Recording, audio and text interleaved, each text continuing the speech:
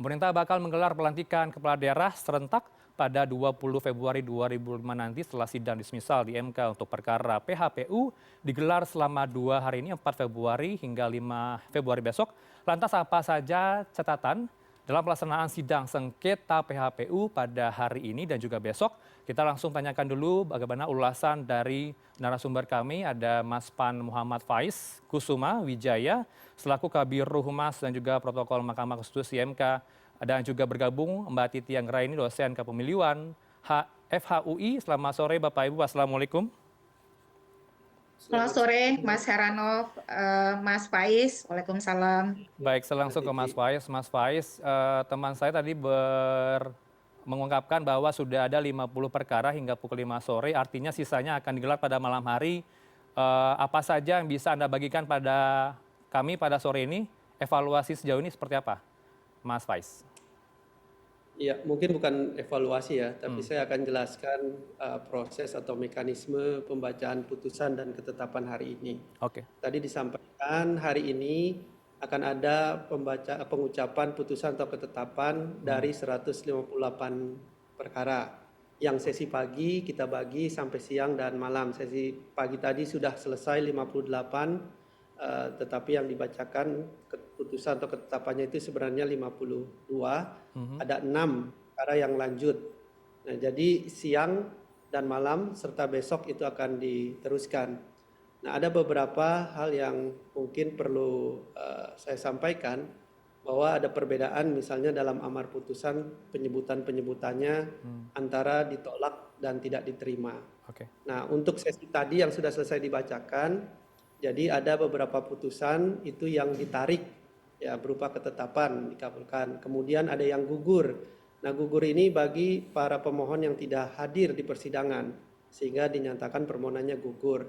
Lalu ada satu yang tidak berwenang karena objek sengketanya salah dan ada 34 permohonan yang tidak diterima.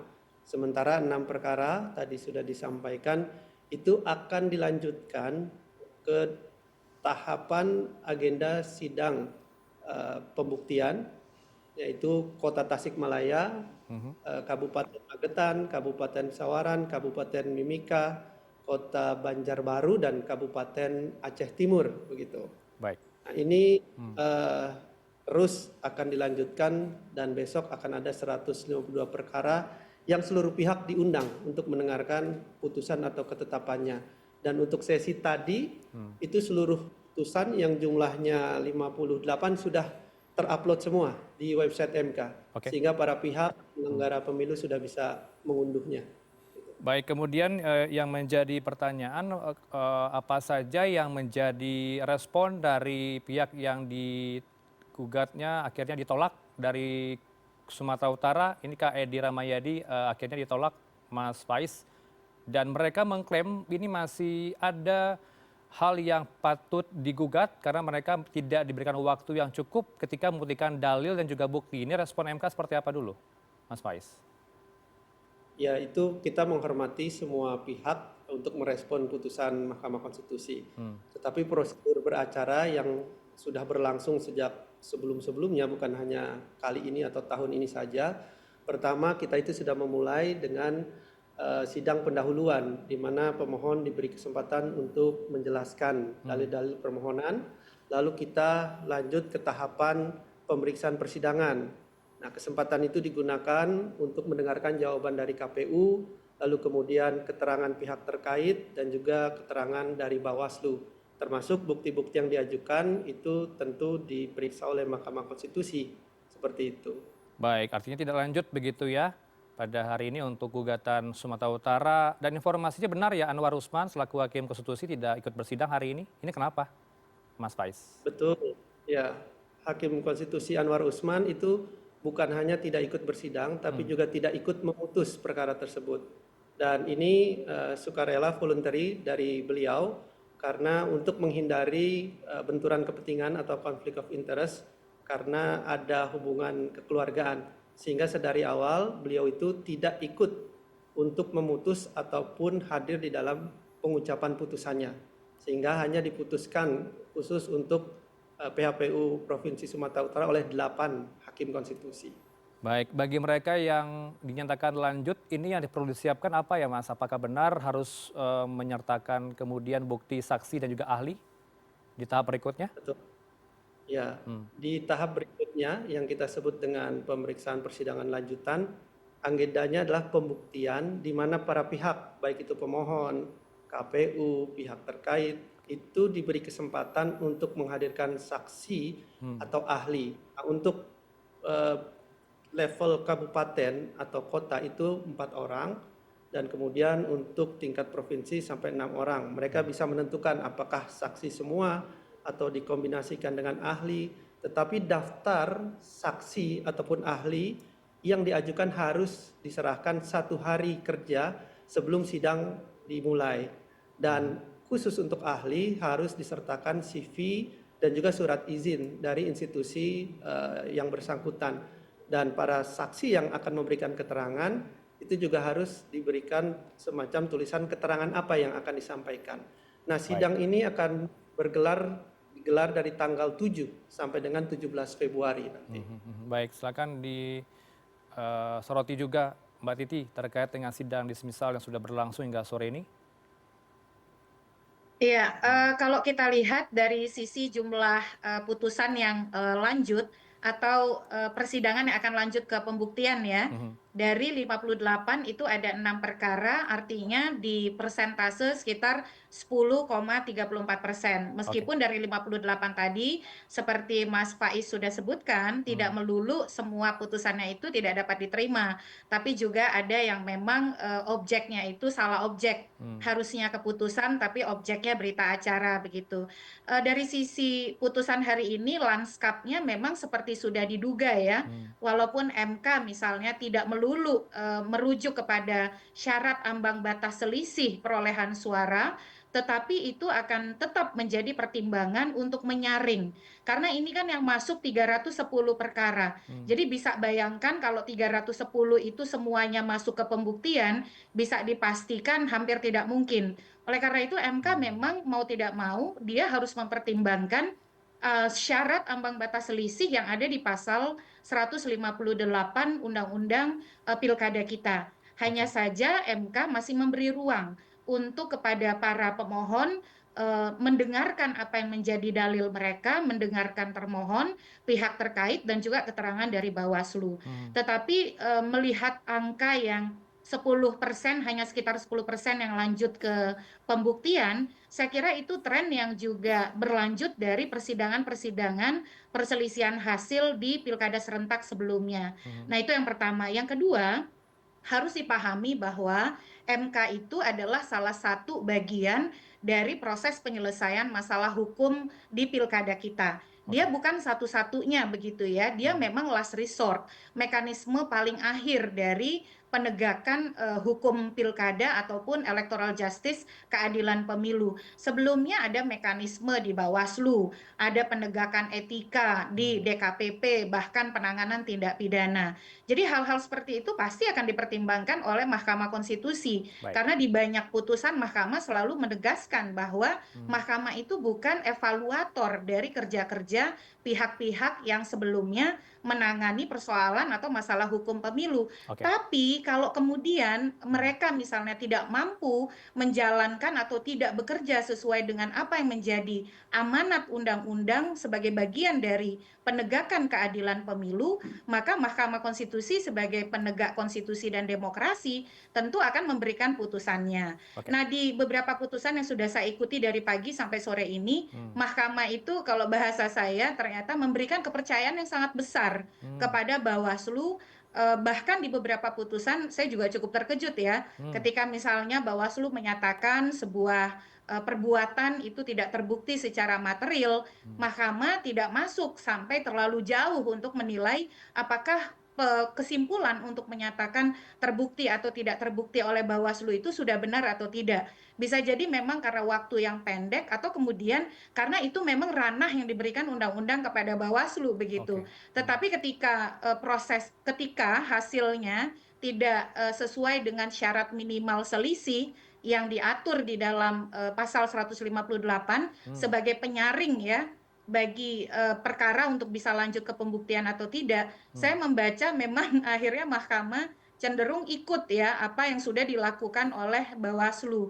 Baik. Dan ya itu secara pragmatis tidak bisa dihindari karena memang 310 perkara begitu. Ke depan memang catatan kita nggak boleh main-main nih ya dengan Bawaslu, dengan tugas-tugas penegakan hukum pra-MK, dan bagaimana pembentuk undang-undang ataupun mekanisme rekrutmen untuk mengisi jabatan-jabatan di Bawaslu Baik. ataupun di dalam penegakan hukum pra-MK itu harus betul-betul serius dan sungguh-sungguh kita lakukan begitu. Iya, wewenang yang diberikan seluas itu ke Bawaslu di perkara mana, Mbak Titi? Dari pagi hingga sore ini ada jumlahnya berapa, di daerah mana tepatnya?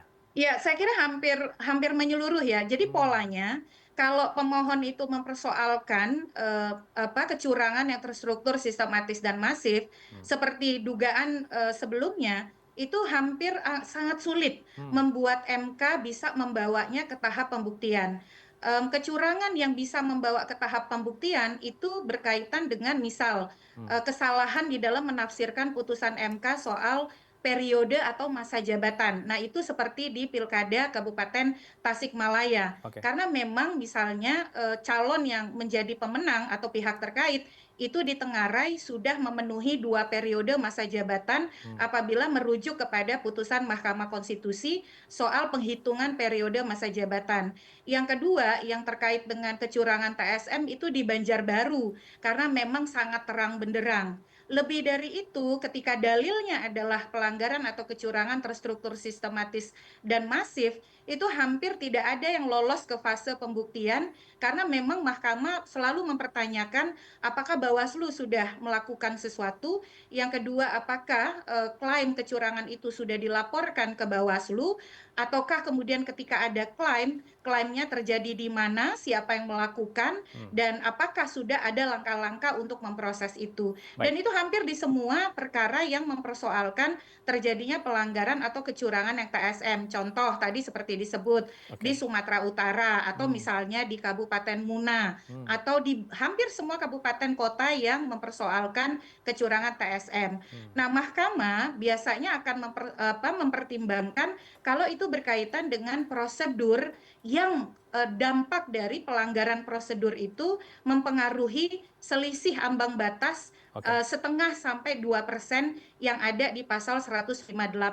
Tapi kalau kecurangan TSM itu tidak mampu dikaitkan oleh pemohon dengan pengaruh terhadap hasil, istilahnya tidak mampu dikuantifikasi terhadap hasil, ya kecil kemungkinan MK akan membawa ini ke persidangan pembuktian. Dan konsistensi itu ditunjukkan MK sejak Pilkada serentak 2020, penanganan perselisihan hasil pemilu legislatif. Di pemilu legislatif tidak ada dalil yang mempersoalkan politik uang, itu bisa sampai ke pembuktian. 44 perkara yang sampai ke pembuktian, kalaupun ada kecurangan itu berkaitan dengan pelanggaran persyaratan yang sangat fundamental, misalnya soal mantan terpidana, masa jeda pencalonan 5 tahun, dan juga pemenuhan keterwakilan perempuan, itu di perselisihan hasil pemilu legislatif. Jadi kalau di pilkada, kemungkinan yang bisa saya duga ya, MK itu akan membawa itu ke persidangan pembuktian kalau dia berkaitan dengan keterpenuhan persyaratan yang sangat esensial, yaitu menyangkut pencalonan mantan terpidana ataukah persyaratan-persyaratan yang tidak bisa ditolerir. Ada beberapa permohonan Mas Heranov yang mempersoalkan keterpenuhan administratif, misalnya nama yang berbeda, tanggal lahir berbeda, tahun lahir berbeda, atau pilot, atau tidak jujur soal pekerjaan, atau kemudian yang berkaitan dengan persyaratan yang sifatnya faktual, itu bisa diperiksa oleh MK. Dan MK cenderung kemudian contoh di Tapanuli Utara ya, ketika mampu dibuktikan perbedaan itu ternyata secara faktual tidak benar, maka MK cenderung mengabaikan begitu. Baik, nanti direspon oleh Mas Faiz, termasuk tadi harus direspon Mas Faiz, kenapa cenderung mengamini penanganan pelanggaran dari Bawaslu. MK ikut saja, nanti akan dijawab usaha jeda berikut. Kami harus jeda pemirsa, nanti dialog akan melanjutkan usaha jeda berikut. Tetap bersama kami di CNN Indonesia Newsroom.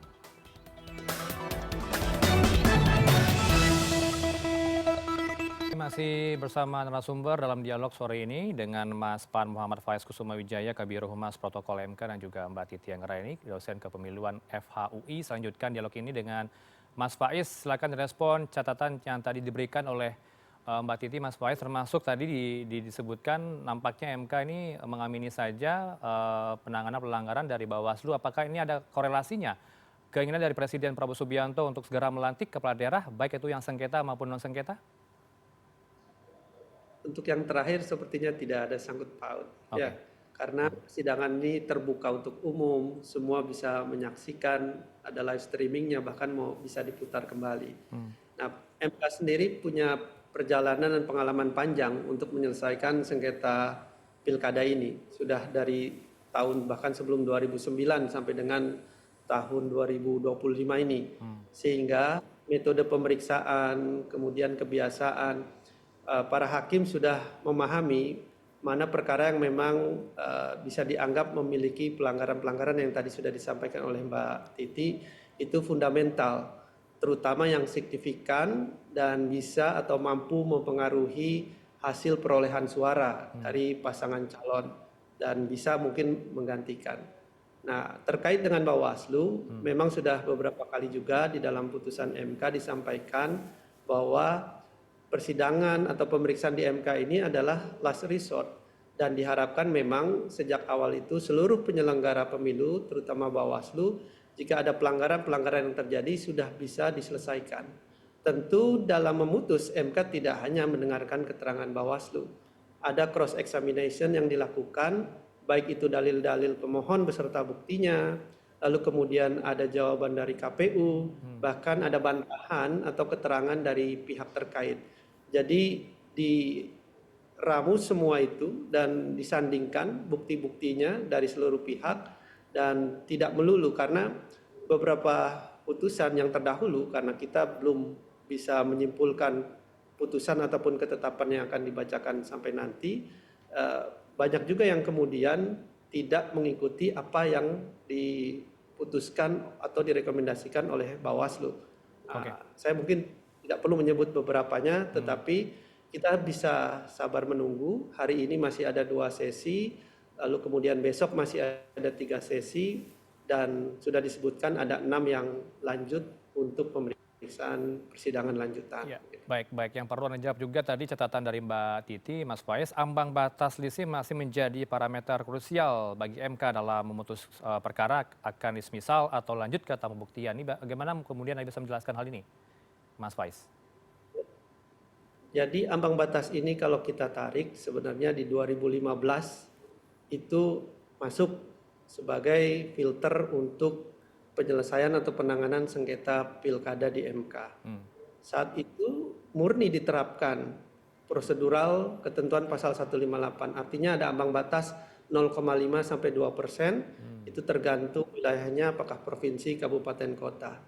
Dan dari sana MK langsung melihat bahwa tidak bisa serta-merta diterapkan ketentuan pasal 158 ini.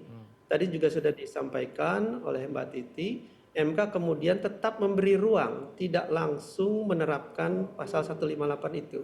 Ada kesempatan bagi para pihak, baik di persidangan pertama dan juga dilanjutkan ke sidang kedua, untuk menyampaikan apakah ada bukti-bukti awal yang bisa kemudian bagi majelis hakim itu menunda pemberlakuan pasal 158. Dan bahkan mulai dari 2016, 18, kemudian sampai 2020, ada beberapa contoh yang MK kemudian menunda atau menyampaikan ketentuan pasal 158. Tapi untuk situasi atau kondisi khusus, tidak untuk semuanya. Karena apa? Itu masih menjadi norma yang berlaku dan MK juga mengikuti tidak hanya konstitusi, undang-undang dasar, tapi juga undang-undang pilkada. Nah ini hal yang menarik kemudian untuk diikuti oleh semua pihak. Baik, yang membuat jadwal sidang dismisal dipercepat dari tanggal 11 hingga 13 menjadi 4 menjadi 5. Ini kan seharusnya di tanggal 11 sampai 13, Mas Faiz, sesuai dengan peraturan MK ya, nomor 14 tahun 2024. Apa yang membuat hal ini menjadi cepat? Hari ini digelar selama 2 hari. Ya, jadi untuk penjadwalan ini kan disusun sebelum kita tahu berapa jumlah perkara yang masuk.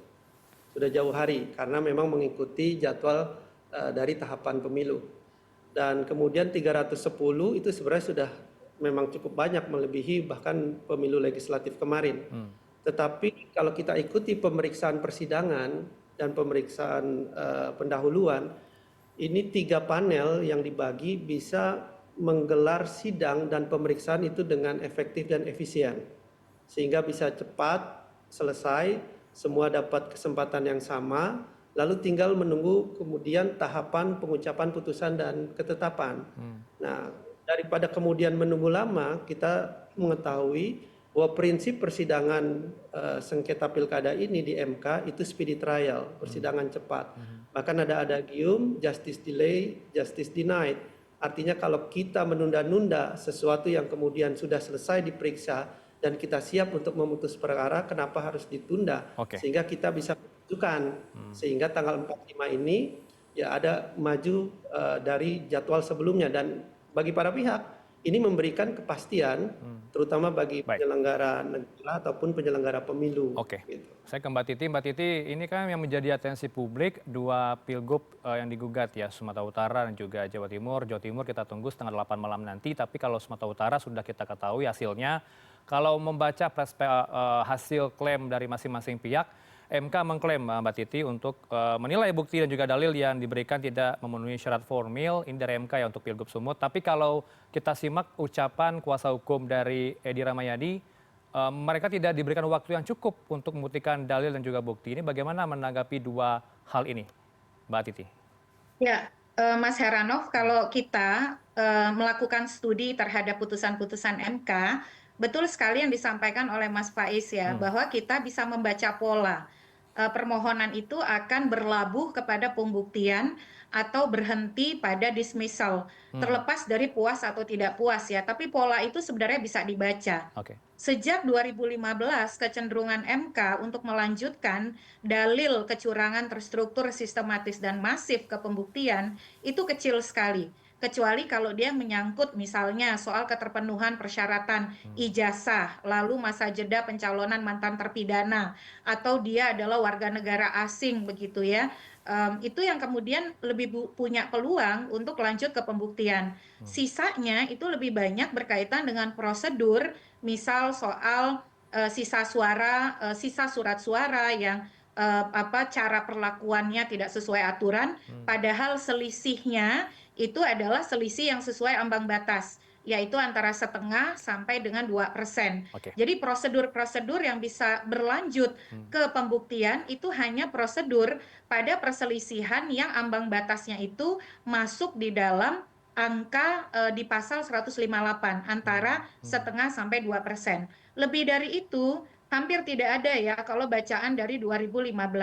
Langgam MK memang berubah antara langgam kepemimpinan Pak Mahfud MD dengan kemudian ketika misalnya di masa dimulai Pak Hamdan Zulfa. Di masa kepemimpinan Mahfud MD dan Akil Mokhtar, dalil kecurangan TSM di dalam perselisihan hasil pilkada itu punya peluang yang besar untuk lanjut ke pembuktian. Tapi kemudian mulai bergeser di masa kepemimpinan Pak Hamdan Zulfa dan kemudian itu berlanjut terus sampai sekarang. Nah, melihat pola itu memang kecil kemungkinan kalau dalil misal kecurangan TSM itu tapi selisihnya melampaui ambang batas sangat jauh.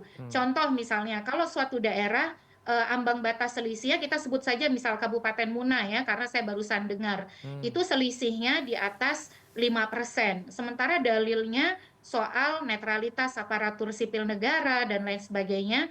Nah, itu yang kemudian menjadi lebih sulit untuk masuk ke pembuktian. Jadi dengan merujuk kepada persoalan-persoalan itu, kalau yang didalilkan adalah kecurangan TSM, dugaan saya kalau itu tidak berkaitan dengan ijazah, pencalonan mantan terpidana atau syarat fundamental lainnya ya, misalnya soal kewarganegaraan dan seterusnya, itu akan berhenti di dismissal. Kecuali dia ambang batas selisihnya itu masuk dalam besaran antara selisih 0,5% sampai 2%. Kalau dia dalilkan berkaitan dengan prosedur, dan itu bisa mempengaruhi hasil, menggeser selisih, itu bisa masuk ke pembuktian. Baik. Nah, dari 6 perkara yang tadi lanjut ke pembuktian, misalnya pesawaran, itu yang didalilkan soal ijazah. Lalu juga di Banjarbaru, saya apresiasi Mahkamah Konstitusi ya, soal Pilkada Banjarbaru yang lanjut ke pembuktian itu diajukan oleh pemantau. Baik. Jadi bukan diajukan oleh pasangan calon, perkara nomor 05 tadi. Itu pemantau pilkada yang ajukan. Jadi visi Nusantara. Dan memang ada persoalan di Banjarbaru yang sudah menjadi pengetahuan publik. Oke. Kemudian juga Tasikmalaya soal periode begitu. Jadi hal-hal seperti itu sebenarnya mahkamah ini sulit untuk diterobos. Makanya saya selalu katakan mengawal pilkada itu harus diawali dari saat tahapannya. Oke. Makanya tidak bisa hanya mengandalkan di ujung, tapi bagaimana proses tahapan penegakan hukum oleh Bawaslu, penanganan pelanggaran etika oleh DKPP, penanganan tindak pidana oleh Sentra Gakumdu dan pengadilan, itu semua harus mampu dikonsolidasi oleh calon Baik. sebelum kemudian menyampaikan kepada MK bahwa mekanisme penegakan hukum pra MK itu tidak berjalan, tidak bekerja, sehingga keadilan pemilu dan pemilu yang demokratis tidak bisa dihadirkan dan didapatkan oleh pemohon. Nah, sayangnya memang pemohon ini kalau saya baca dari sejumlah permohonan Ya. itu lebih suka mendalilkan hal-hal yang berkaitan dengan kecurangan, Oke. tapi kemudian ketika bicara pada pembuktian, ya terbentur pada pembuktian yang bisa konkret dan dikuantifikasi berdampak logika kecurangan itu kemudian kurang bisa Baik. dibangun sampai mempengaruhi perolehan hasil begitu. Baik. Ya memang ini juga menjadi pembelajaran ke depan ya kepada pasangan calon dengan pola yang sudah kita bisa baca di MK, meskipun memperjuangkan keadilan itu adalah hak dari semua warga bangsa, tapi juga kita perlu berhitung supaya jangan sampai misalnya mengalami ya rugi waktu, rugi tenaga, rugi finansial. Oke. Nah, calon itu harus punya pemahaman yang juga cukup baik ya soal pemilu, soal hukum pemilu, Oke. dan makanya tim hukum itu harusnya bekerja sejak awal dan bukan hanya mempersoalkan itu di ujung dengan upaya untuk menggugah MK, karena ternyata MK dalam banyak putusan tidak mengabaikan proses penegakan hukum yang sebelumnya sudah terjadi pra penyelesaian perselisihan hasil di Mahkamah Konstitusi, Mas Heranov. Oke. Kita doakan semoga 310 perkara bisa diputus secara kondusif dan juga baik. Kita dukung Mahkamah Konstitusi dalam memutus yang berkeadilan tentunya ya. Terima kasih untuk waktu keduanya. Ada Mas Pan Muhammad Faiz Kusuma Wijaya, Kabiro Humas Protokol MK, dan juga Mbak Titi Anggreni selaku dosen kepemiluan FHUI. Selamat sore. Assalamualaikum Bapak Ibu. Terima kasih, selamat sore.